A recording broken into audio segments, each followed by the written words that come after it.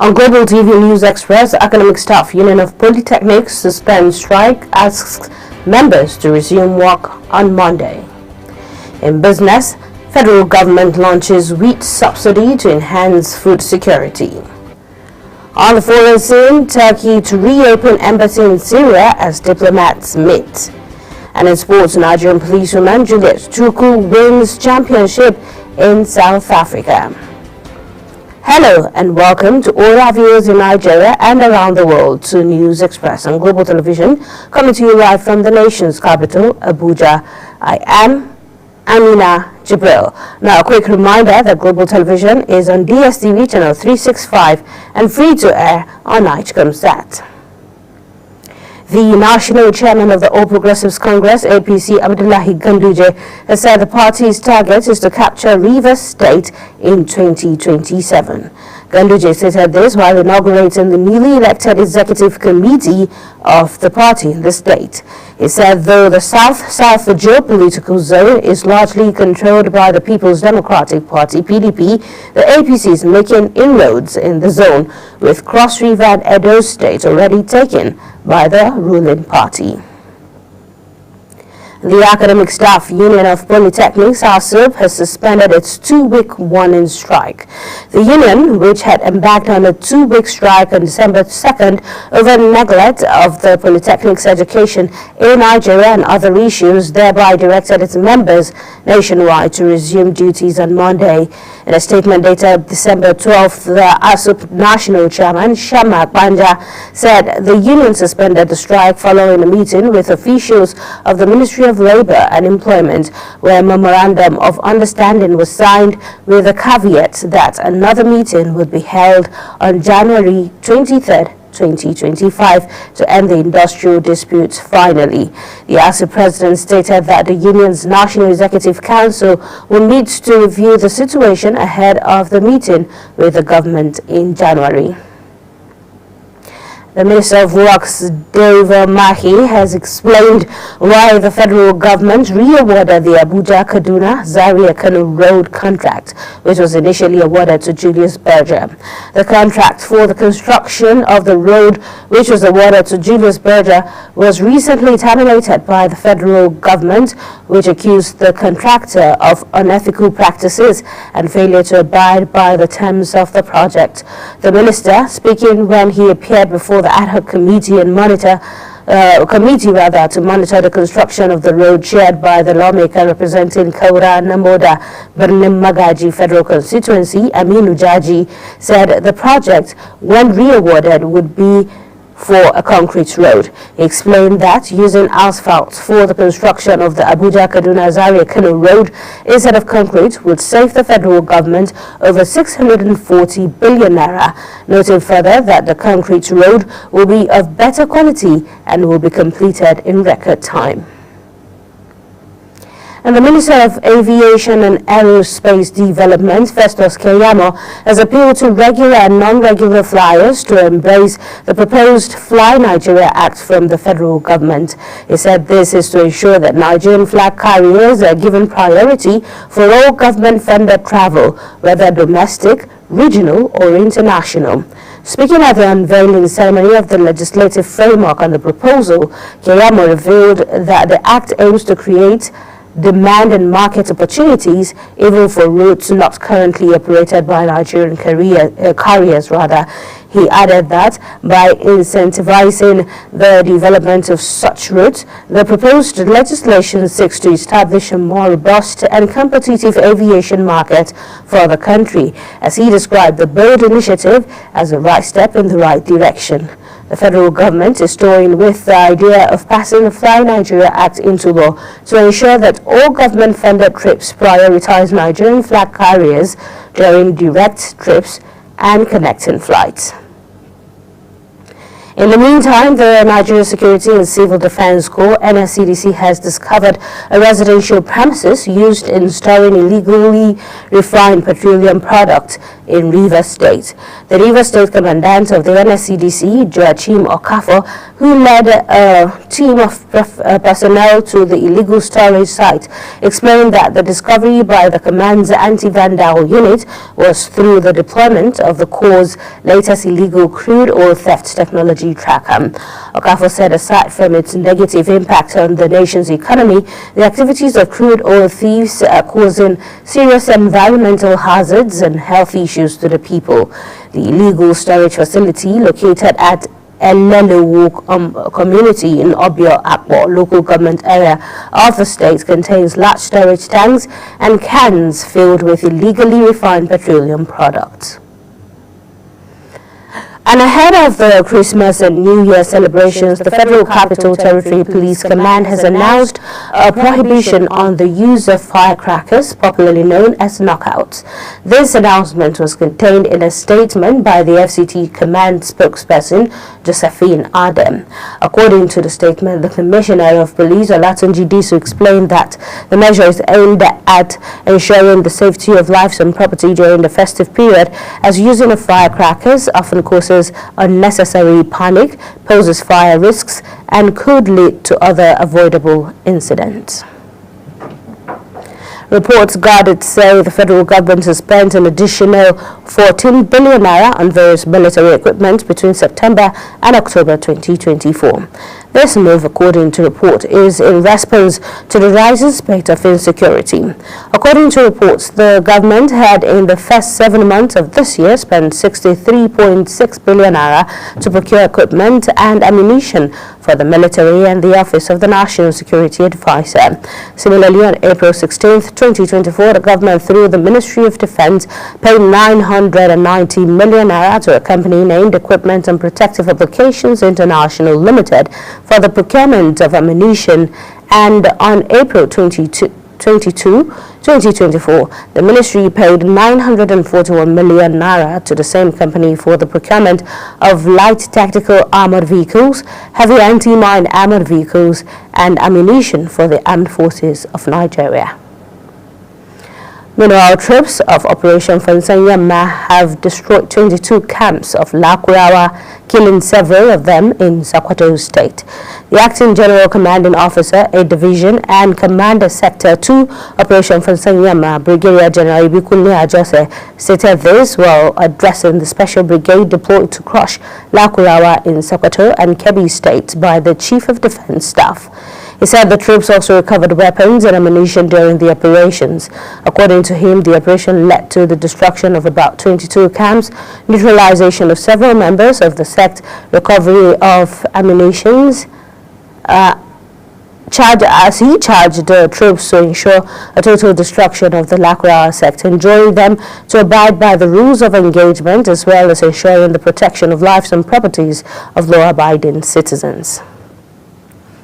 In another development, the monarch of Okeila in the La local government area of Osun State, Oba Adedokun or Abolari, has identified quality education as a crucial means of eradicating poverty in Nigeria.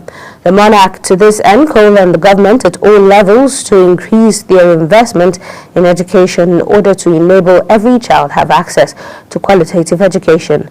Abolari made the call at the 14th convocation lecture of Achievers University Owo in Ondo State, where he stressed that quality education should be made available to everyone, including children from low-income families, migrant, indigenous communities, and also those with disabilities.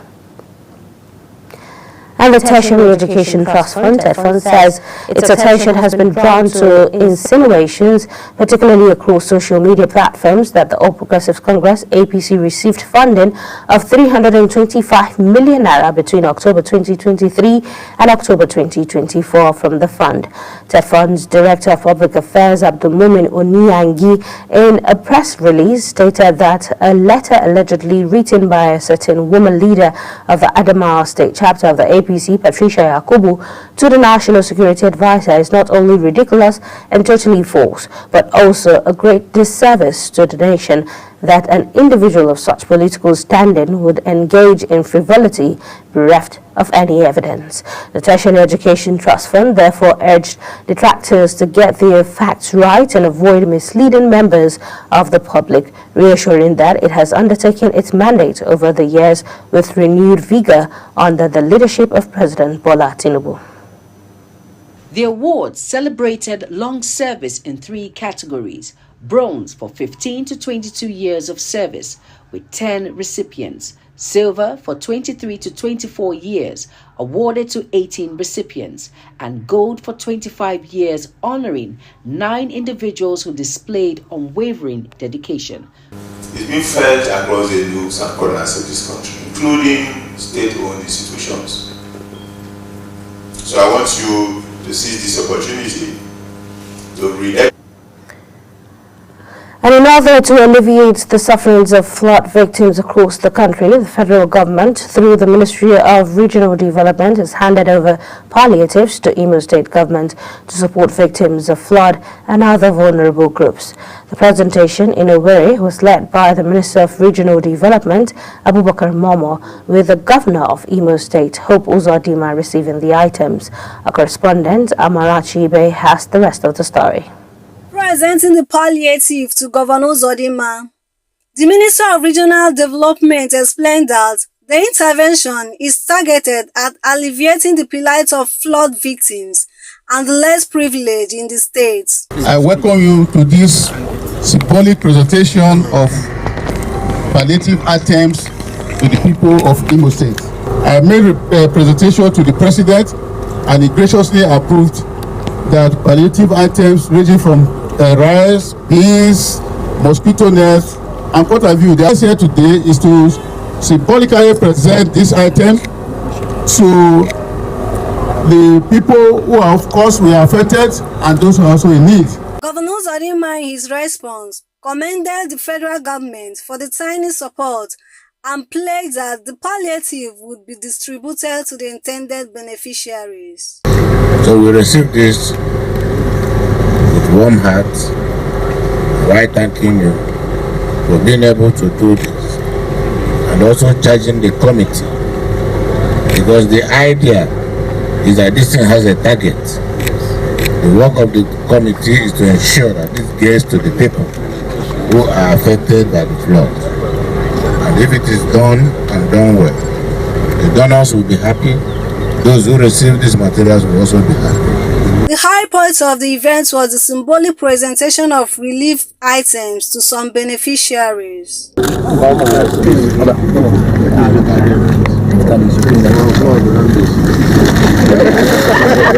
federal government's gesture highlights its commitment to supporting states in crisis and ensuring aid reaches the most vulnerable.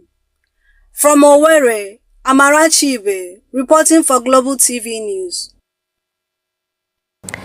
You're watching News Express on Global Television, coming to you live from the nation's capital, Abuja. When the news returns, federal government launches wheat subsidy to enhance food security. Details of this, as well as foreign sports stories, coming right after this break. Please stay with us.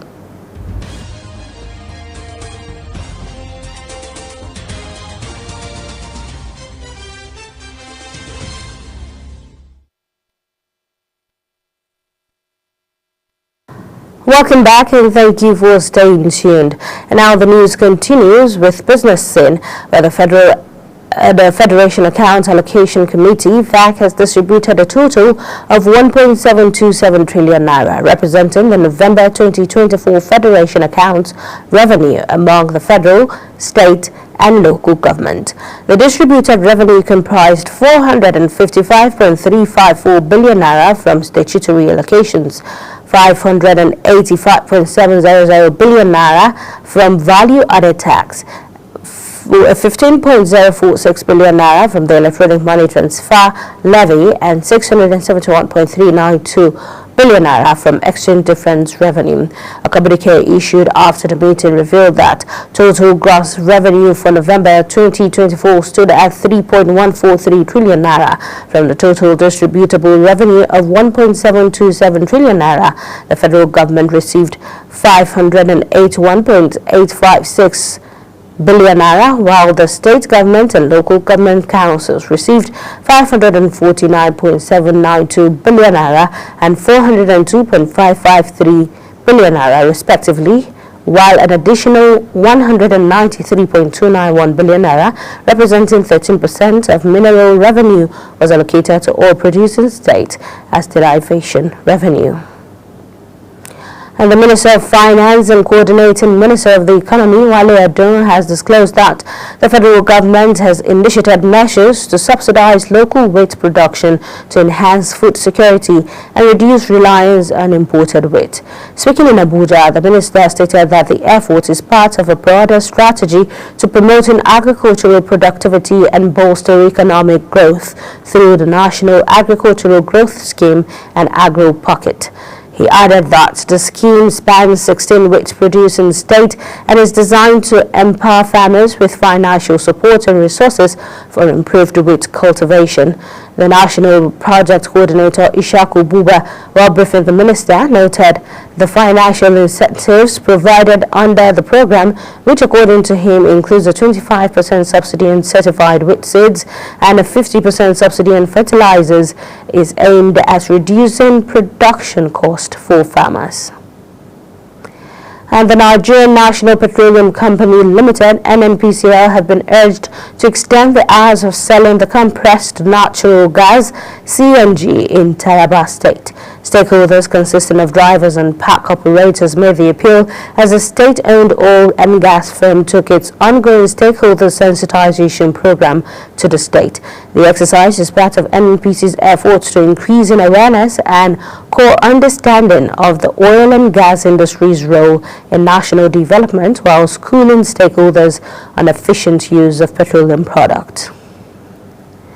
And tech billionaire Elon Musk has revealed that the Securities and Exchange Commission, SEC, has issued a settlement demand in connection with its ongoing investigation into his 2022 acquisition of X, formerly Twitter.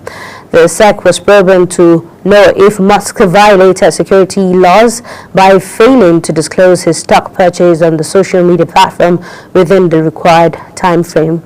Attorney for Elon Musk's Alex Piro shared a letter on social media outlining the Securities and Exchange Commission's demand that Elon Musk agree to a fine or face multiple charges. The commission claimed that the demand was the result of a directive from higher-ups and one that charges would be filed unless Elon Musk complied. And now moving on to the foreign scene, South Korea's impeached President Yoon Suk-yeol has said he will step aside after Parliament voted to remove him from office, urging an end to politics of excess and confrontation. This was after South Korean lawmakers' day impeached Yoon over his failed martial law bid, with the opposition declaring a victory of the people. The vote took place as hundreds of thousands took to the streets of Seoul in rival rallies for and against Yoon, who launched a failed attempt to impose martial law on December 3rd.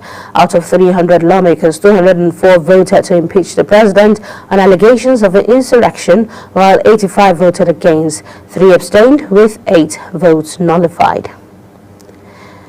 And Turkey has said it is set to reopen its embassy in Damascus nearly a week after President Bashar al-Assad was toppled by forces backed by Ankara and 12 years after the diplomatic outpost was shuttered early in Syria's civil war. The move came as Middle Eastern and Western diplomats gathered in Jordan for high-level talks in Syria and a day after nationwide celebrations at Assad's ouster. Ankara has been a major player in Syria's conflict, holding considerable sway in the northwest and financing armed groups there, and maintaining a working relationship with the Islamist Hayat Tahrir al-Sham HTS, which spearheaded the offensive that brought down Assad. And now moving on to the world of sports, where Nigerian female police officer Corporal Julia Chukwu has won the Bantamweight Championship in Johannesburg, South Africa.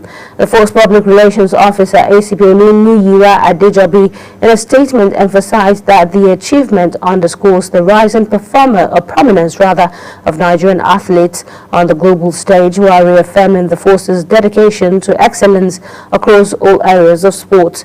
Adejobi further noted that the Inspector General of Police has reaffirmed his unwavering support for Corporal Chukwu and all police athletes in their pursuit of excellence. He added that the force remains committed to striving for greater achievements in various fields. And the leadership of the National Sports Commission, NSC, under the chairmanship of Shehu Dikko and the Director General Bukola Olupade, have presented a progress report to President Bola Ahmed Tinubu on the state of the sports sector. A statement issued by the Special Advisor Media to the DG, NSC, Kola Daniel, stated that the report was presented by the NSC's DOE during a meeting with President Tinubu at the Presidential Villa. The statement noted that Dikko expressed gratitude to the President for the trust placed on him and the DG, promising to justify the trust. And now to end the news on Global Television, a recap of our top stories. You heard that the Academic Staff Union of Polytechnics, ASUP, has suspended its 2 weeks winter strike, directing staffs to resume on Monday. In business news, Minister of Finance and Coordinating Minister of the Economy, Wale Ado, has disclosed that the federal government has initiated measures to subsidize local wheat production to enhance food security and reduce reliance on imported wheat. On the foreign scene, we told you Turkey has said it is set to reopen its embassy in Damascus nearly a week after President Bashar al-Assad was toppled by forces backed by Ankara. And in sports, a Nigerian female police officer, Corporal Julia Chukwu, has won the Bantamweight Championship in Johannesburg, South Africa. That's it on News Express, and it came to you live from the nation's capital, Abuja. A quick reminder that Global Television is on DSTV channel 365, on Star Times channel 276, and free to air on Nigecomsat. Kindly follow us across all social media platforms now showing on your screen using @Global TV NG. I am Amina Jibril. Thank you for watching and good evening.